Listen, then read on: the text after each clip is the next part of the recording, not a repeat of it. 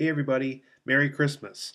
For this video, I want to talk about some films that I got for Christmas time this year. A lot of these films are mostly DVD. If we have time in this video, I also want to share something that's film related, but they're not films, but they're connected to films. But like I said, we're only going to get to those gifts if we have time. But first off, I want to start with kind of the big thing I got this year for film related, obviously, which was The Dark Knight Rises, the Blu-ray combo pack. I watched this earlier today. I didn't get to watch the Blu-ray yet, unfortunately, but even on DVD standards, it looks great. It's just as good as I remembered it from the theater. I feel the home theater experience of this film transferred over very well. It definitely, even though the screen obviously I was watching this on at home was much smaller than the one I watched at the theater, it just transferred very well. The colors stayed there. Just the theme and the tones were all there again. And because this was my second viewing, I was able to catch on to certain things more so than the first time around. So great film. Like I said, I have the Blu-ray combo pack of this. Even the ultraviolet digital copy, which I don't really care for as much as the iTunes downloads. I prefer the iTunes digital copies instead. But unfortunately, that one didn't come with it. It just came with the stupid ultraviolet one, where you have to go to the ultraviolet website in order to watch it through a device that can watch through that site. But even that looks great. I mean, it was just it's this is definitely one to pick up if you don't have it already. Another great one I got, and actually I got to watch this with my family earlier today, was Ted. Came with both the theatrical and the unrated version. From what I've seen of the unrated stuff, it is very raunchy. Like I can very much see why Seth MacFarlane wasn't able to show some of this stuff in the theater. Um, but very funny film. Even on the second time around, the laughs are just as effective. Very great film. I just love so many aspects of this film. It seemed like a very fun film to make. Even when I watched the behind the scenes stuff on here and the bonus features, and I did get to watch this one on Blu-ray, so this one definitely for sure looks good on Blu-ray. Um, Even the bonus features, like I said, it just Seth MacFarlane went through a lot of stuff to get through this in order to get this film made. Just a lot of things he had to do in order to make Ted look like he was interacting with real life things, and just very good film. And like I said, this actually came with both Blu-ray, a DVD, both an iTunes and an Ultraviolet. That's probably the first time I think I've seen that, because usually when they offer that, you have to get one or the other. This time you actually can have both, which is really cool. And actually, I think that's currently uploading right now on my computer. Yeah, you get both versions of the digital copy with this one. Um, just great film. A lot of great bonus content on here. Just like I said, it looks like a really fun film to make, and I'm really glad that I own this one. Another one that I got was The Amazing Spider-Man. This also came with an ultraviolet digital copy. Once again, not this. I wanted the iTunes one, but it came with the stupid ultraviolet one instead. Um, Great film again. Um, I have to say though, I do like the Tobey Maguire Spider-Man films a little bit better. But this film is really fun. I mean, it was by a guy who grew up in the same state I did, Mark Webb, who also grew up in Madison, Wisconsin. Very good film, but like I said, there's a few flaws every once in a while. Definitely not as, in my opinion, definitely not as effective as the first Spider-Man film. But a lot of great things going on here. I mean, they had a new villain this time, the Lizard. I really liked Martin Sheen's performance as Uncle Ben in this. Very good film. You know, not the best film I got this year for Christmas, but definitely a good film. Definitely a film that I remember from the 2012 year in general for sure. So another good film to pick up. And another film I would even go so far as to say it's even better than the new Spider-Man film was The Hunger Games. Um, I know this film is kind of people like, oh, The Hunger Games. But to tell you the truth, I mean, come on, this is better than Twilight and all that other crap we get nowadays.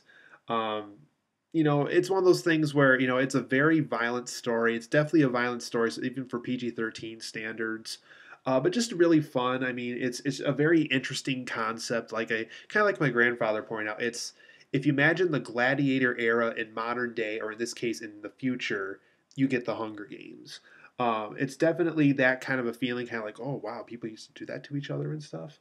Um, this one came with Well, I got the iTunes one. I don't know if I can get the ultraviolet, but to tell you the truth, I don't want the ultraviolet one, even if they is offered in both ways. But I do have the iTunes version. That one just got done uploading. Um, this one also looks great, even for iTunes standards. Um, another good film to own if you don't have this one already. There's actually several versions of this. I have the 2 disc DVD plus digital copy one. I know there's like a Blu-ray plus, the Mockingjay pin, and they have like 4 or 5, possibly even 6 different sets of the movie. One that I actually saw with a good friend of mine in the theater, and this was an independent release, was Ruby Sparks. I absolutely love this film. This is definitely a film I think I'll even worship just because I love it so much. Um, just a lot of, and for those who know me as a writer, I can easily say there's a lot of things in here that I can definitely connect to. Just a really inspiring, really creative, really involving movie, and I really like it a lot. I'm really glad that I got this one for Christmas. Even on the back here, I mean, it's just a fun film. I mean, they were jumping in the pool, and they were just even looking at all these screenshots of the film. There's just a lot of things going on in here. I mean, we had Antonio Banderas and Annette Bening as the parents of Paul Dano in this. Just a really, really fun one. If you haven't seen it, make sure you at least see it. And if possible, own it because I think it's definitely worth owning. Like I said, it didn't play in a lot of theaters, but if you got to see it, there's now's your chance, obviously, because of the Redbox rental available now too. Definitely make sure to check this one out. It was a really good film. Another one I got that I actually saw back on my 22nd birthday earlier this year was American Reunion. I haven't watched the unrated one yet, but from what I know, the DVD does look really good. Um, it looks like the unrated version is only a minute longer than the theatrical cut. But like I said, this is a really fun one. Also, I think they definitely got the American Pie series right again. We had so much crap with all the direct-to-video sequels. It was really nice to see something that had the original cast again, and it was just really funny and really fun. Um, really effective messages again, like the first two films. American Wedding kind of, I mean, it was funny, but it didn't have kind of that special touch the first and second, and even this film had. It's just another really fun throwback, great reunion, like the title suggests. I mean, it definitely brought back the magic of the first film in this one, so check that one out also. Then the last film that I got also what this year was Prometheus by Ridley Scott. This was the prequel to Alien. Just the DVD with this one. I know there's several different versions of this one too, where you get a director's cut and a digital copy, and there's a Blu-ray version, and there's like a Globe version, a ship version, and I just got the plain DVD one, which is fine with me because to tell you the truth, I do like all these films, and I like this one also, but I got to be honest, I probably won't be going back to this one a lot. I'll obviously be watching it since I own it, and like I said, it was on my Christmas list and everything else, but it was a good film. I really enjoyed it. Probably not the best.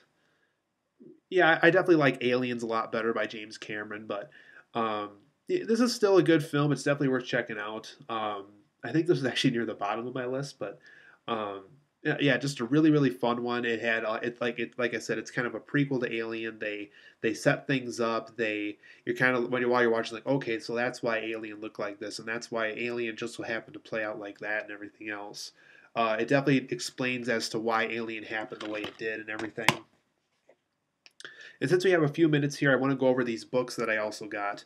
So for those who've seen the film The Town, I got the book that it was based off of. It was called Prince of Thieves. It even says on here, previously published as Prince of Thieves.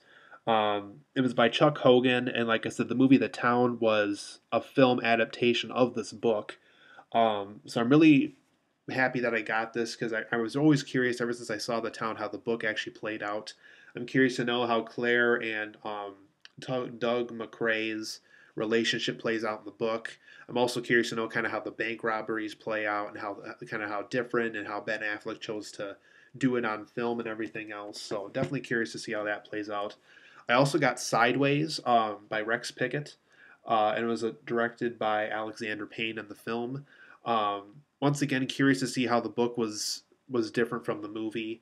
I love the film, and I really hope that the book's really enjoyable also.